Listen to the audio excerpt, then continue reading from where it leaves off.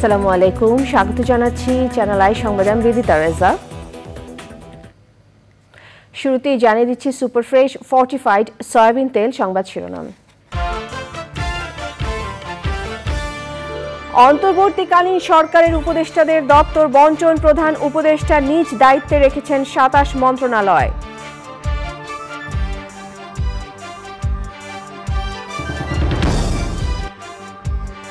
জাতীয় স্মৃতিসৌধে অন্তর্বর্তীকালীন সরকারের প্রধান উপদেষ্টা ডক্টর ইউনূসের শ্রদ্ধা, মানুষের আকাঙ্ক্ষা পূরণে কাজ করবেন বলছেন উপদেষ্টারা। বাংলাদেশের অন্তর্বর্তী সরকারের প্রতি জাতিসংঘের সমর্থন, মানবাধিকার ও গণতন্ত্র নিয়ে উন্নয়ন সহযোগীদের শঙ্কা কেটেছে বলছে বিএনপি। রাজধানীর বাজার মনিটরিংয়ে নেমেছে শিক্ষার্থীরা, চাঁদাবাজি ও সিন্ডিকেট না থাকায় সব সবজির দাম কমেছে, বিক্রেতাদের দাবি। এবং প্যারিস অলিম্পিক ফুটবলে ইতিহাস গড়ে ব্রোঞ্জ জয় মরক্কোর, মিশরকে হারিয়েছে ৬-০ গোলের ব্যবধানে।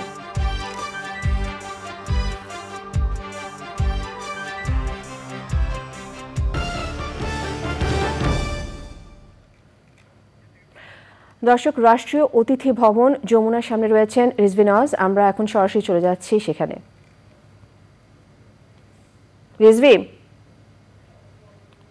রিজভী, উপদেষ্টাদের বৈঠকের বিষয়ে আপনার কাছে কি তথ্য রয়েছে আমাদেরকে জানাবেন।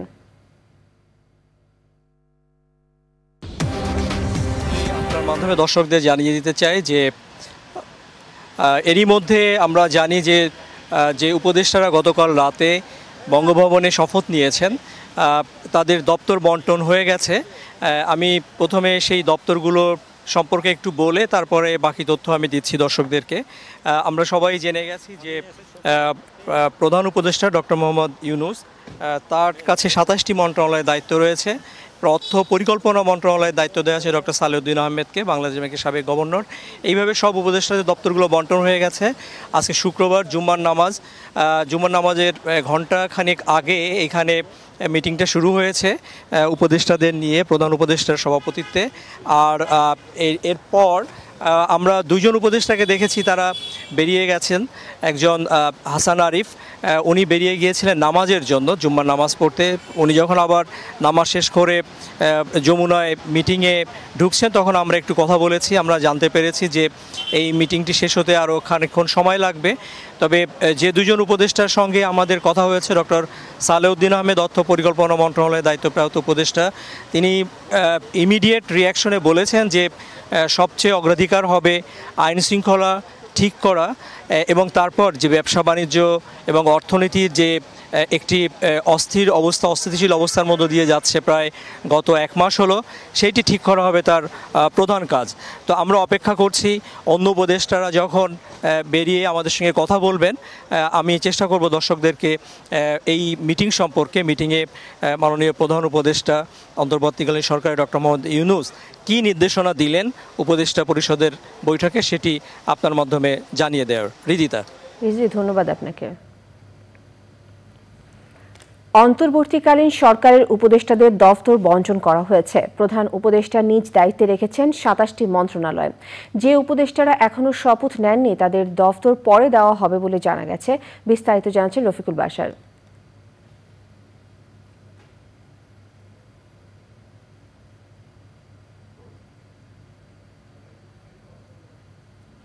দর্শক, আমরা রিপোর্টটির জন্য অপেক্ষা করছি। বৃহস্পতিবার শপথ নেয় নোবেলজয়ী ডক্টর মোহাম্মদ ইউনূসের নেতৃত্বে অন্তর্বর্তীকালীন সরকার। শুক্রবার দপ্তর বণ্টন করা হয়। বেশিরভাগ মন্ত্রণালয়ের দায়িত্বে আছেন প্রধান উপদেষ্টা।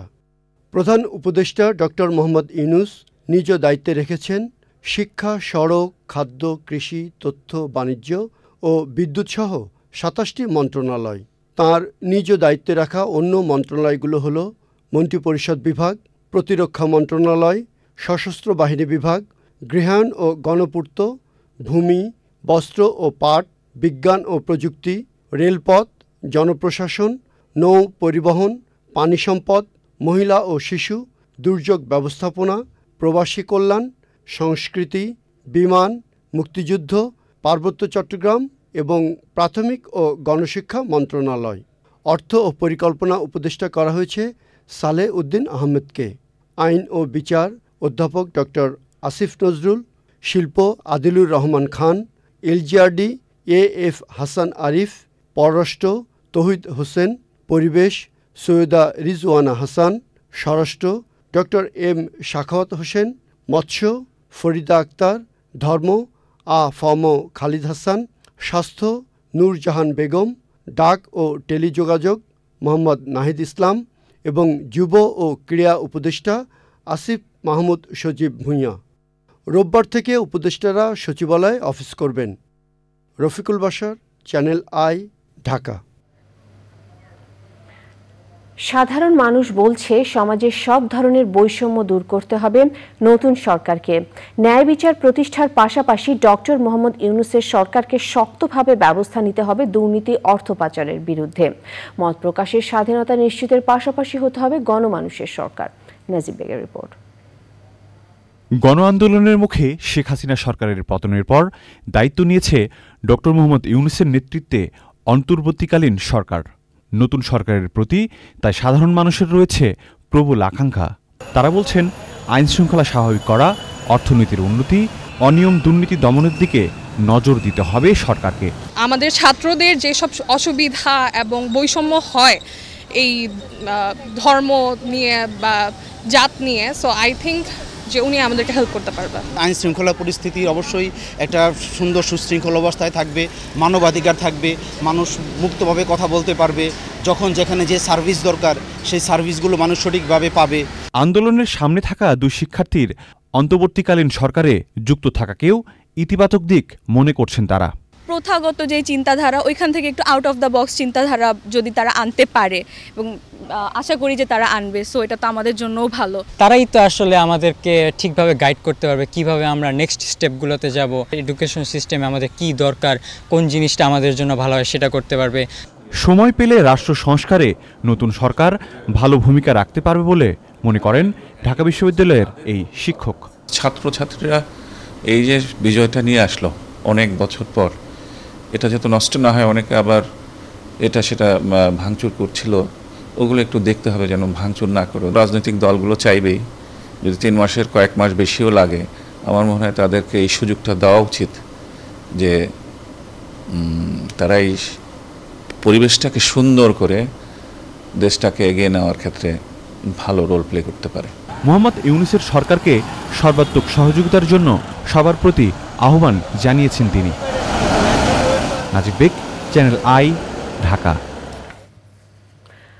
বাংলাদেশের অন্তর্বর্তীকালীন সরকারের প্রতি জাতিসংঘের সমর্থন রয়েছে বলে জানিয়েছেন ঢাকায় নিযুক্ত জাতিসংঘের আবাসিক সমন্বয়কারী গোয়েন লুইস। রাজধানী গুলশানে বিএনপি নেতাদের সঙ্গে বৈঠক শেষে লুইস বলেন, বাংলাদেশের চলমান সংকট ও অর্থনীতিকে কিভাবে এগিয়ে নেওয়া যায় এই বিষয়ে আলোচনা অব্যাহত রাখবে জাতিসংঘ। বৈঠক শেষে বিএনপি স্থায়ী কমিটির সদস্য আমির খসরু মাহমুদ চৌধুরী বলেন, দেশের মানবাধিকার ও গণতন্ত্র নিয়ে উন্নয়ন সহযোগিতার শঙ্কা কেটে গেছে। আক্তার হোসেনের রিপোর্ট। ডক্টর ইউনূসের নেতৃত্বে অন্তর্বর্তীকালীন সরকারের দায়িত্ব গ্রহণের পরদিন গুলশানে বিএনপি চেয়ারপারসনের কার্যালয়ে যান জাতিসংঘের প্রতিনিধি দল। ঢাকায় নিযুক্ত জাতিসংঘের আবাসিক সমন্বয়কারী গোয়েন লুইসের নেতৃত্বে বিএনপি নেতাদের সঙ্গে বৈঠকে অংশ নেন জাতিসংঘের মানবাধিকার বিষয়ক বিশেষজ্ঞ হুমা খান। বৈঠক শেষে জাতিসংঘের আবাসিক সমন্বয়কারী গোয়েন লুইস বলেন, বাংলাদেশের বর্তমান পরিস্থিতি থেকে উত্তরণের সব পক্ষের সঙ্গে আলোচনা করছে জাতিসংঘ। We are meeting because, as you all know, last night a new transition government was announced under the leadership of Dr. Yunus, and the United Nations has a very important role in supporting this transition government. So we're meeting all of our stakeholders and all of the parties involved and all of the civil society organizations to begin conversations about how the UN can support Bangladesh along the path. আমির খসরু মাহমুদ চৌধুরী বলেন, বাংলাদেশের মানবাধিকার ও গণতন্ত্র নিয়ে উন্নয়ন সহযোগীদের শঙ্কা কেটে গেছে। সবাইকে নিয়ে নতুন বাংলাদেশ গড়তে হবে। আমরা দ্বিতীয়বার স্বাধীনতা পেয়েছি, এর সাথে বাংলাদেশের মানুষের জনসমর্থন যেভাবে ছিল, আন্তর্জাতিক সম্প্রদায়ের ভালো সমর্থন ছিল, বিশেষ করে ইউনাইটেড নেশনসের একটা বড় ধরনের সমর্থন ছিল। বাংলাদেশের মানুষের হিউম্যান রাইটস ফিরিয়ে আনা, বাংলাদেশের উন্নয়ন পার্টনার যারা আছে তারা বাংলাদেশের আগামী দিনের ভবিষ্যৎ কী হবে সেটা নিয়ে সকলের মধ্যে একটা দ্বিধাদ্বন্দ্ব ছিল। আজকে সকলের সেই শঙ্কা কেটে গেছে। বৈঠকে বিএনপি মহাসচিব মির্জা ফখরুল ইসলাম আলমগীর, স্থায়ী কমিটির সদস্য আমির খসরু মাহমুদ চৌধুরী, সাংগঠনিক সম্পাদক শামা ওবায়েদ উপস্থিত ছিলেন। Akhtar Hossain, channel I, Dhaka. অন্তর্বর্তীকালীন সরকার ও কোটা সংস্কার আন্দোলনের নেতৃত্ব দানকারীদের সমর্থন ও অভিনন্দন জানিয়েছে জাতীয় পার্টি। রাজধানী বনানীতে পার্টির চেয়ারম্যানের কার্যালয়ে দলের মহাসচিব সংবাদ সম্মেলনে বলেন, রাষ্ট্র কাঠামোর সংস্কার প্রয়োজন, এই সরকারের অধীনে সেটি করা সহজ হবে মন্তব্য করে তিনি বলেন, রাজনৈতিকভাবে তা করা কঠিন। রাষ্ট্র সংস্কার করে 3 মাসের মধ্যে সব দলের অংশগ্রহণে নির্বাচন দেওয়া সম্ভব না হলে তাদের যৌক্তিক সময় দেওয়া উচিত বলে মনে করেন তিনি। বলেন, আইন শৃঙ্খলা পরিস্থিতি নিয়ন্ত্রণ করা এই সরকারের প্রথম ও প্রধান কাজ। রাষ্ট্র মেরামত তথা সামাজিক বৈষম্য দ্রুত স্কুল, কলেজ, বিশ্ববিদ্যালয় সহ সকল শিক্ষা প্রতিষ্ঠান খুলে দিয়ে ছাত্রদের পড়ার টেবিলে ফেরত নেওয়া। কোটা সংস্কার আন্দোলনকারী নেতৃবৃন্দ একটা কথা বলছেন, তারা বলছেন যে তাদের আন্দোলনটা কোনো দলকে ক্ষমতা আনার যে উদ্দেশ্য না, তাদের আন্দোলনটা রাষ্ট্র মেরামত, আইনের সংস্কার, রাষ্ট্র সংস্কার। কাজেই তাদের সাথে একাত্ম হয়ে জাতীয় পার্টির পক্ষ থেকে বলছি যে 3 মাসের মধ্যে সময় সম্ভব না হলে যৌক্তিক একটা সময় যদি প্রয়োজন পড়ে, সেই সময়টা আমি মনে করি অন্তর্বর্তীকালীন সরকারকে দেওয়া উচিত। রাজধানীতে কাজে যোগ দিয়েছেন কিছু কিছু পুলিশ কর্মকর্তা ও সদস্য। তাদের নিয়ে রাজধানী 29টি থানায় এরই মধ্যে দৈনন্দিন কার্যক্রম শুরু করেছে ডিএমপি। আর ট্রাফিক নিয়ন্ত্রণে কাজ করা শিক্ষার্থীদের সঙ্গে যোগ দিয়েছে নৌবাহিনী, বিমান বাহিনী, ফায়ার সার্ভিস ও বিএনসিসির সদস্যরা। এনামুল কবির রূপমের রিপোর্ট। সাম্প্রতিক সহিংসতার পর রাজধানীতে ভেঙে পড়েছে পুলিশের কার্যক্রম। এই পরিস্থিতিতে ট্রাফিক নিয়ন্ত্রণে কাজ করছে শিক্ষার্থীরা। লাগতেছে হালকা হালকা, তবু ভালো লাগতেছে, মানুষের সেবা করতেছে। এখন তো দেশটাকে মেরামত করার সময়, আমরা যেহেতু দেশটাকে মেরামত করতেছি, তার সাথে সাথে তো এই ট্রাফিকের এটাও আমাদের কন্ট্রোল করতে হবে, যেহেতু আমাদের আইনশৃঙ্খলা বাহিনী এখনও পুরোপুরি নামে নাই। তাদের সঙ্গে যোগ দিয়েছেন বিভিন্ন বাহিনীর কর্মকর্তা ও কর্মচারীরা। আমরা সার্বিক সহযোগিতা করতেছি তাদের, এবং ওরাও আমাদের সহযোগিতা করতেছে। সবচেয়ে বেশি ভালো লাগতেছে ছোট ছোট বাচ্চারা, ওরা এত কিছু জানে এবং আমাদের প্রয়োজন খুব তাদের কাছে কমই মনে হচ্ছে, ওরাই সব কিছু পারতেছে। পুলিশবিহীন নগরীর বিভিন্ন আবাসিক এলাকায় রাতভর ডাকাতের আতঙ্ক, সারা রাত জেগে লাঠিসোঁটা নিয়ে এলাকাবাসীর পাহারার মধ্যে শুক্রবার সকাল থেকে রাজধানীর কিছু থানায় দৈনন্দিন কার্যক্রম শুরু হয়। এখনও সব লোকজন আসে নাই, আমাদের অনেককে খবর দিয়েছি, প্রায় এখানে আমাদের 30-40 জন পুলিশ অফিসার সহ ফোর্সরা এসেছে, আরও লোকজন আসছেন অন দ্য ওয়ে, কোথাও কোনো সমস্যা নাই। এখন সেই ভীতির জায়গাটা থেকে আমরা বেরিয়ে আসতে পেরেছি আমি মনে করি। কার্যক্রম শুরু হওয়া থানাগুলোতে সার্বিক নিরাপত্তার কাজ করছে সেনাবাহিনী ও ব্যাটালিয়ান আনসার। সবাই আমাদেরকে আশ্বস্ত করেছেন যে পুলিশকে নতুন করে রিফর্ম করে তাদের কার্যক্রম অল্প সময়ের মধ্যে শুরু করার জন্য তারা সকলেই আমাদের সাথে পুলিশ ভাইদেরকে সবাই সাহায্য সহযোগিতা করবে, এভাবে আমাদেরকে সবাই আশ্বস্ত করেছে। শিগগিরই রাজধানীতে পুলিশের স্বাভাবিক কার্যক্রম শুরু হবে বলে জানিয়েছেন কর্মকর্তারা। Enamul Kabir Rupam, channel I, Dhaka. সাভার জাতীয় স্মৃতিসৌধে মুক্তিযুদ্ধে বীর শহীদদের প্রতি শ্রদ্ধা জানিয়েছেন অন্তর্বর্তীকালীন সরকারের প্রধান উপদেষ্টা ডক্টর মোহাম্মদ ইউনূস সহ অন্য উপদেষ্টারা। পরে কেন্দ্রীয় শহীদ মিনারে 52 ভাষা আন্দোলনের অকুতোভয় বীর শহীদদের প্রতি শ্রদ্ধা জানান তারা। অভ্যুত্থানের মাধ্যমে যে সরকার গঠিত হলো তা মানুষের আকাঙ্ক্ষা পূরণে কাজ করবে বলছেন উপদেষ্টারা। সাদি মাহমুদের রিপোর্ট। নতুন বাংলাদেশে উত্তরণের লক্ষ্যে যাত্রা শুরু নোবেলজয়ী অর্থনীতিবিদ ডক্টর মোহাম্মদ ইউনূসের নেতৃত্বাধীন অন্তর্বর্তীকালীন সরকারের। ক্ষমতার পালাবদলে অন্তর্বর্তী সরকারের প্রধান হিসেবে শপথ নেয়ার পরদিনই মুক্তিযুদ্ধের বীর শহীদদের প্রতি শ্রদ্ধা জানাতে সাভারের জাতীয় স্মৃতিসৌধে যান মোহাম্মদ ইউনূস।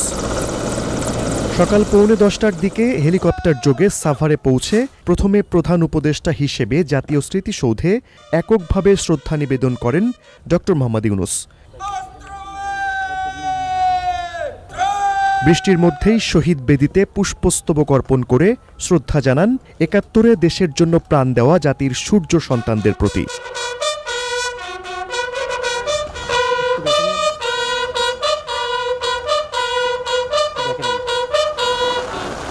প্রধান উপদেষ্টার পর তার নেতৃত্বাধীন উপদেষ্টা পরিষদের সদস্যরা শ্রদ্ধা নিবেদন করেন। কিছুক্ষণ নীরবে দাঁড়িয়ে থেকে জাতির বীর সন্তানদের অবদানের কথা স্মরণ করেন। পরে প্রধান উপদেষ্টা মোহাম্মদ ইউনূস জাতীয় স্মৃতিসৌধে রাখা পরিদর্শক বইয়ে সই করেন। স্মৃতিসৌধ থেকে উপদেষ্টা পরিষদ ভাষা আন্দোলনের শহীদদের প্রতি শ্রদ্ধা জানাতে কেন্দ্রীয় শহীদ মিনারে যায়। পুষ্পস্তবক অর্পণ করে স্মরণ করেন ৫২ ভাষা আন্দোলনের অকুতোভয় বীর শহীদদের। মানুষের আকাঙ্ক্ষা পূরণ করে এক নতুন বাংলাদেশ উপহার দেওয়াই আপাতত অন্তর্বর্তীকালীন সরকারের মূল লক্ষ্য। এখন প্রায়োরিটি হলো শান্তি শৃঙ্খলা আনা, আবার ব্যবসা মন্থর হয়ে গেছে, নানা রকম চ্যালেঞ্জ, ব্যাংকের ক্ষেত্রে চ্যালেঞ্জ, অর্থনীতিকে পুনর্জীবিত করতে হবে, মানুষের জীবিকার যে এটা এফেক্ট পড়েছে এটাকে আপনার তাড়াতাড়ি আমাদের ইস্যু করতে হবে। আগে তো ল অ্যান্ড অর্ডার, তারপরে অর্থনৈতিক হিসেবে উদ্ধার করতে হবে আমাদের। এই সরকারে 25 থেকে 85 যে একটি তারুণ্য এবং অভিজ্ঞতার যে সংমিশ্রণ হয়েছে, এটি আসলে বাংলাদেশকে রিপ্রেজেন্ট করে এবং বাংলাদেশের প্রকৃত যেই চাওয়া পাওয়া সেটি বাস্তবায়ন করতে পারবে বলে আমি মনে করি। দেশ পরিচালনায় সবার সহযোগিতা চেয়েছেন তারা। সাদি মাহমুদ, চ্যানেল আই, ঢাকা। এবারে প্যারিস অলিম্পিকের খবর।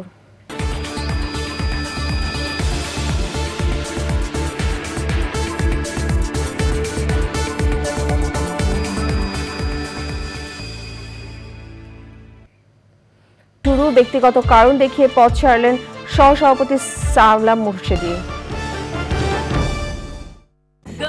চুলে নজর কাড়া ব্ল্যাক শাইন পেতে টিপস।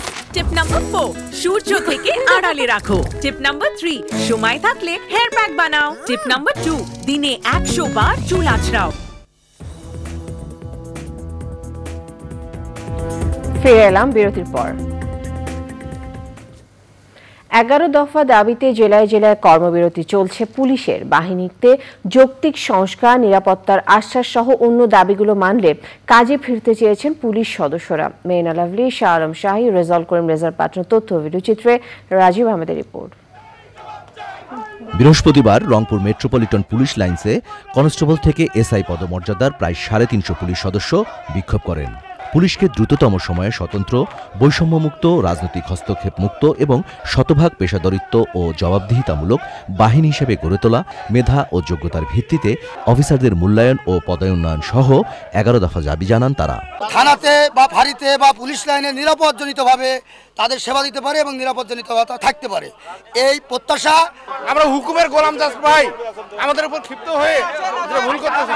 ওরা অবশ্যই আমাদের 11টা দাবি যাতে ওরা সুন্দরভাবে পালন করে, ওই দাবিগুলো যদি মেনে নেয়, ওরা যদি আমাদেরকে বলে যে সাহস দেয় যে পুলিশ ভাইরা আপনারা সব জায়গায় আসেন, ডিউটি করেন, কোনো সমস্যা নাইও, আমরা আপনাদের পাশে আছি। ঢাকা রাজারবাগ থেকে যে কেন্দ্রীয় আদেশ আসবে সেই আদেশ আমরা মানব। দেশের এই সংকটে আইন শৃঙ্খলা রক্ষা সহ পুলিশ বাহিনীর মনোবল চাঙ্গা করতে সকলের সহযোগিতা চেয়েছে রংপুর মেট্রোপলিটন পুলিশ। আমাদের পুলিশ লাইন্স, আমাদের ডিবি অফিস, আমাদের ট্রাফিক অফিস, আমাদের এই আমরা অফিসগুলি সচল রেখেছি এবং জরুরি কাজগুলি আমরা সম্পাদন করছি। আর নিরাপত্তার বিষয়টি আমরা আপনাদের সকলের সহায়তায়, ছাত্র জনতা, রাজনৈতিক নেতৃবৃন্দ সকলের সহযোগিতা আমরা করব। আপনারা আমাদের পাশে থেকে একটা কর্ম পরিবেশ তৈরি করে দেন। আমাদেরকে বাইরে গেলে যেন আমাকে লাঞ্ছিত হতে না হয়, আমি আক্রান্ত হতে না হয়, আমাকে যেন কথা শুনতে না হয়, আমি আমার দায়িত্ব পালনের ক্ষেত্রটা আপনারা তৈরি করে দেন। আমরা আমাদের যে জুনিয়র কমান্ড আছে তাদেরকে আমরা বলবো যে আমরা সাংবাদিক ভাইদের কাছে বলেছি আমরা সব জায়গায় গেলে এই সহযোগিতাটা পাবো। এই আশ্বাসটা পেলে আমার বাহিনীকে যখন মাঠে যাবে তখন সে যেন নিশ্চিন্তে তার নিজের নিরাপত্তা নিয়ে তাকে ভাবতে না হয়, তখনই সে আপনার নিরাপত্তাটা সে পূর্ণাঙ্গভাবে দিতে পারবে। দিনাজপুরেও কর্মবিরতি চলছে পুলিশের। বৃহস্পতিবার জেলা পুলিশ লাইন্সে বিক্ষোভ করেছেন তারা। স্বাধীন কমিশন গঠন, পুলিশ বাহিনীকে সংস্কার করে দলীয় প্রভাব মুক্ত জনগণের কল্যাণে নিয়োজিত করতে হবে। আমরা যে রঙের ইউনিফর্ম পরিধান করে কলঙ্কিত হলাম, সেই পোশাকের রং পরিবর্তন করে কনস্টেবল থেকে আইজি পর্যন্ত একই ড্রেস কোড হতে হবে। আমাদের সকল পুলিশ সদস্য ও তাদের পরিবারের নিরাপত্তা নিশ্চিত করতে হবে। বৃহস্পতিবার বিকালে নাটোর পুলিশ লাইনে সমাবেশের মাধ্যমে কর্মবিরতি অব্যাহত রাখার ঘোষণা দেন পুলিশ সদস্যরা। স্বাধীন কমিশন গঠন করে পুলিশ বাহিনীকে দলীয় প্রভাব মুক্ত রাখার দাবি জানান তারা।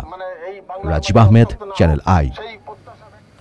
সব স্তরের শোক, শ্রদ্ধা ও ভালোবাসায় শেষ বিদায় জানানো হচ্ছে পশ্চিমবঙ্গের সাবেক মুখ্যমন্ত্রী বুদ্ধদেব ভট্টাচার্যকে। সববাহী গাড়ি বিধানসভায় পৌঁছলে আবেগ আপ্লুত হয়ে পড়েন দীর্ঘদিনের রাজনৈতিক সহকর্মীরা। আনুষ্ঠানিকতা শেষে রাজ্যের এনআরএস হাসপাতালে দান করা হবে বুদ্ধদেব ভট্টাচার্যের দেহ। সৈয়দ অদিতের রিপোর্ট। পশ্চিমবঙ্গের সাবেক মুখ্যমন্ত্রী বুদ্ধদেব ভট্টাচার্যের মৃত্যুর খবর ছড়িয়ে পড়লে রাজ্য জুড়ে নেমে আসে শোকের ছায়া। তাকে শেষ শ্রদ্ধা জানাতে হাজির হয় হাজারো মানুষ। তার প্রতি শেষ শ্রদ্ধা জানান কলকাতার পুলিশ কমিশনার বিনীত গোয়েল এবং রাজ্য পুলিশের ডিজি রাজীব কুমার। এরপর মরদেহ নেওয়া হয় বিধানসভায়। নিজ দলের সাবেক বিধায়কদের পাশাপাশি সেখানে শ্রদ্ধা নিবেদন করেন তৃণমূল কংগ্রেস নেতা অভিষেক বন্দ্যোপাধ্যায় সহ রাজ্যের মন্ত্রী এবং বিধায়করা। প্রাক্তন কংগ্রেস বিধায়ক অসিত মিত্র, প্রাক্তন বিধায়ক কৃষ্ণেন্দ্র নারায়ণ চৌধুরী এবং প্রাক্তন রাজ্যপাল শ্যামল সেনও ছিলেন সেই শ্রদ্ধার মিছিল। বিধানসভা থেকে মরদেহ নেওয়া হয় আলিমুদ্দিন স্ট্রিটে সিপিএম এর রাজ্য দপ্তরে। দীর্ঘ লাইনে দাঁড়িয়ে দলের নেতাকর্মীরা শ্রদ্ধা জানান বুদ্ধদেব ভট্টাচার্যের প্রতি। সৈয়দ অদিত, চ্যানেল আই। গাজায় যুদ্ধবিরতি নিয়ে আবারও আলোচনার জন্য ইসরায়েল এবং হামাসের প্রতি আহ্বান জানিয়েছে যুক্তরাষ্ট্র, মিশর এবং কাতার। যৌথ বিবৃতিতে দেশ তিনটি বিলম্ব না করে সকল ব্যবধান দূর করা এবং চুক্তির বাস্তবায়ন শুরু করার জন্য দোহা বা কায়রোতে 15 আগস্ট জরুরি আলোচনার জন্য ইসরায়েল ও হামাসের প্রতি আহ্বান জানিয়েছে। ইসরায়েলের প্রধানমন্ত্রী বেনিয়ামিন নেতানিয়াহু ওই আহ্বানে সাড়া দিয়ে এক বিবৃতিতে জানিয়েছেন ইসরায়েল আগামী সপ্তাহের আলোচনার জন্য প্রতিনিধি দল পাঠাবে। গাজায় যুদ্ধবিরতি প্রস্তাব নিয়ে কয়েক মাস ধরে আলোচনার প্রেক্ষাপটে এই যৌথ বিবৃতি এলো। গত অক্টোবর থেকে চলা গাজায় ইসরায়েলি হামলায় 39,699 জন নিহত হয়েছে। নিটল টাটা, কৃষি সংবাদ।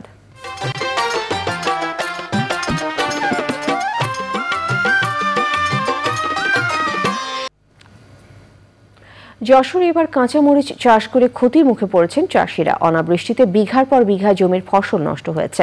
কৃষি বিভাগ বলছে প্রতিকূল আবহাওয়া কাটিয়ে উঠতে পারলে সমস্যার সমাধান হবে। যশোর প্রতিনিধি আকরামুজ্জামানের পাঠানো তথ্য, বিরুচিত্র রাজীব আহমেদের রিপোর্ট।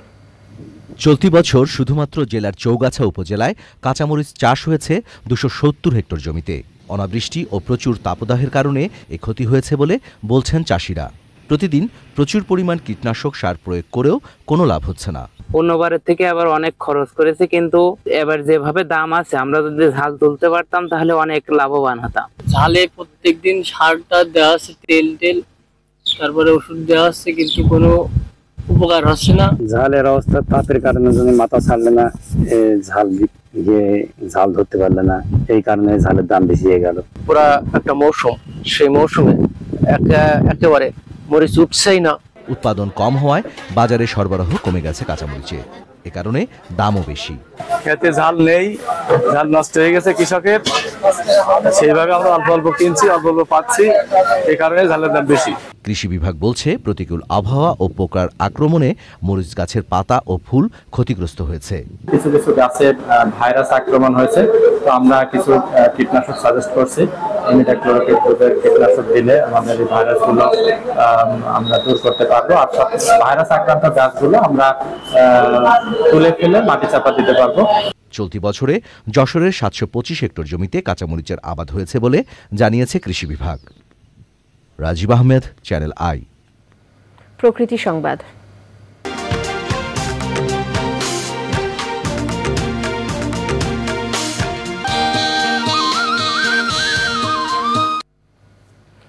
বাগেরহাটে ডিঙি নৌকা তৈরিতে ব্যস্ত সময় পার করছেন কারিগররা। বংশ পরম্পরায় পেশা ধরে রেখেছে অনেক পরিবার। এতে কর্মসংস্থান সৃষ্টির পাশাপাশি সচ্ছলতা ফিরেছে অনেকের ঘরে। মাহফুজুর রহমান মাহফুজ ও এম পলাশ শরীফের ভিডিও চিত্রে আফরোজা হাসির রিপোর্ট। বছর ঘুরে বর্ষা এলেই অথই জলরাশিতে পরিপূর্ণ হয়ে ওঠে নদী, খালবিল, হাওর বাওর সহ দেশের নিম্নাঞ্চল। এ সময় মাছ ধরা কিংবা মানুষের চলাচলের অন্যতম বাহন নৌকা। নৌকা তৈরিতে দিনরাত হাতুড়ি বাটালের ঠোকাঠুকিতে মুখর বাগেরহাটের চিতলমারী উপজেলার নালুয়া বাজার।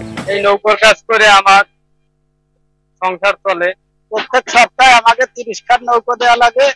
আমরা কাজ বাজ করে এই নৌকা গড়াইয়ে আমরা সংসার চালাই। এসব নৌকা কিনে নিয়ে যায় দূর দূরান্ত থেকে আসা ব্যবসায়ীরা। এসএমএল নৌকার রেট আর সাইজ আছে 3টে। আর যদি কেউ অর্ডার দিয়ে ভালো করে বানায় না, সেক্ষেত্রে ভালো করে বানায় দেওয়া হয়, এগুলোর দাম বেশি পড়ে। যেরকম কাঠ বলবে সেই কাঠ দিয়ে বানায় দেওয়া সম্ভব। আমার এখানে যেরকম নৌকো বলবে সেরকম নৌকো বানায় দেওয়ার মতো কারিগর আমার কাছে আছে। আবহমান বাংলার ইতিহাস ঐতিহ্যের সাথে জড়িত এই পেশা ধরে রাখতে পৃষ্ঠপোষকতার দাবি কারিগরদের। আফরোজা হাসি, প্রকৃতি ও জীবন ডেস্ক, চ্যানেল আই। খেলার খবর।